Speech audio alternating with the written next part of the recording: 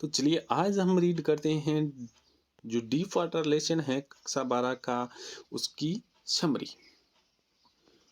तो चलिए आइए ज़्यादा समय वेस्ट नहीं करते हुए सीधा समरी रीड करते हैं। Deep water is an except from of men and mountains written by William O Douglas. यानी ये जो अंश हम पढ़ रहे हैं डीप वाटर गहरा पानी, ये एक अंश किसका, मेन एंड माउंटेन नाम का एक है, उससे ये लिया गया है। Written by William O Douglas, यानी विलियम ओ डगलस के द्वारा लिखा गया है। इट इज एन यानी एक ऑटोबायोग्राफिकल डिस्क्रिप्शन, यानी एक आत्मकथा का क्या वर्णन है of how the author develop the fear of water, कि किस प्रकार वो अपने डर है उससे निकल पाता है जो पानी को लेकर था। देयर आफ्टर, उसके बाद में, how he finally overcome it, और किस तरह उस पर वह विजय पाता है। He narrate the his aversion to water started when he was 3 or 4 year old। यानी वो बताता है कि किस तरह से उसको पानी का भय वो शुरू हुआ था जब वो 3 और 4 साल का था।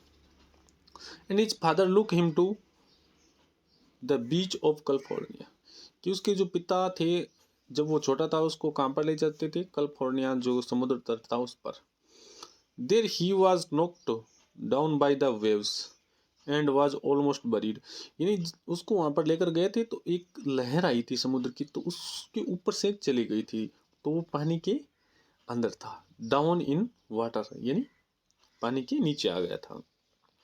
व्हेन ही वाज 10 और 11 ईयर ओल्ड, जब वो 11 और 12 साल का था, 11 साल का था, 10-11 साल का।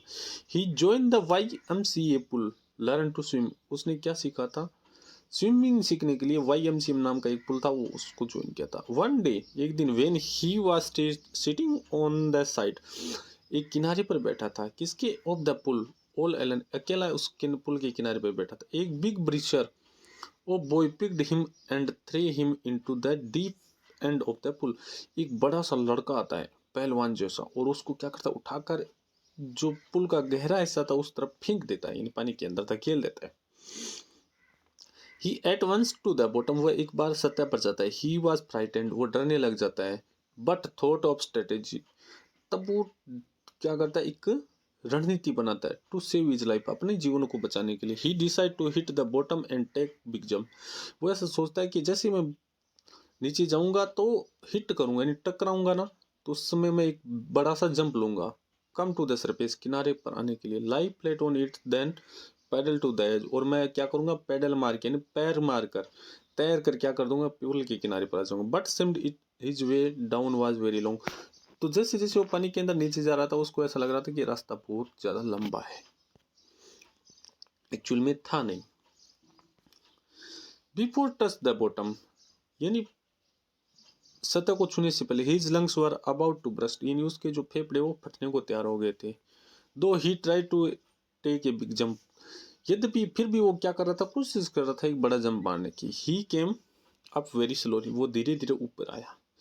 एज ए रिजल्ट, इसका परिणाम निकला, he went down for a second time, अब दोबारा वो नीचे जाने लगा।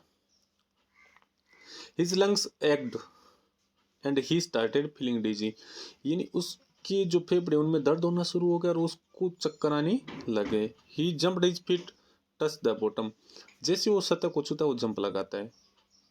इट मेड नो डिफरेंस, लेकिन उसमें कोई अंतर नहीं था। लेकिन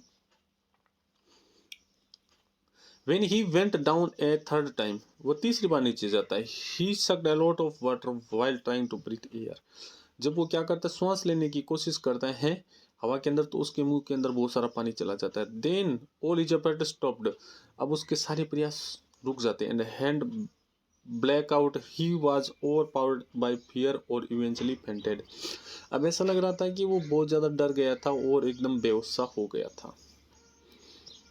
आफ्टर दिस इंसिडेंट, यानी इस घटना के बाद, हिज फियर ऑफ वाटर, यानी उसका पानी को लेकर भय, वर्स सेंड and he did not go swimming for fishing और to any other water sport for many year, यानी इसका ये कारण हुआ था वो बहुत सालों तक न तो मछली पकड़ने के लिए गया था, न कोई पानी के अंदर तैरने के लिए गया था, न और कोई स्पोर्ट, यानी पानी का जो क्षेत्र था वहां पर पानी के पास ही नहीं जाता था, उतना उसको डर लगने लग गया था।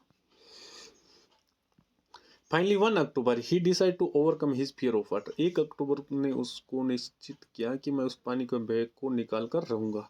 ही हायर्ड एन इंस्ट्रक्टर, उसने एक स्विमिंग सिखाने वाले को हायर किया, यानी किराए पर लिया, टू लर्न स्विमिंग सीखने के लिए। ही स्टार्टेड प्रैक्टिसिंग, उसने अभ्यास शुरू किया, किसका? स्विमिंग का।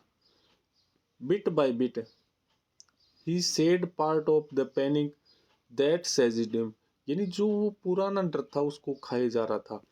The instructor tied a belt around the his waist, यानी तो वो क्या करता है, इंस्ट्रक्टर है स्विमिंग सिखवाने वाला, उसके कमर के चारों ओर एकदम कमर बंद बांध देता है। Connect it to pulley with rope, और एक रस्सी से उसको क्या कर देते हैं, जोड़ देते हैं। The author practised day after day, यानी वो दिन प्रतिदिन क्या करता जाता है, अभ्यास करता जाता है। Began to get back confidence, क्या लाने के लिए? अपना आत्मविश्वास पुनः लाने के लिए।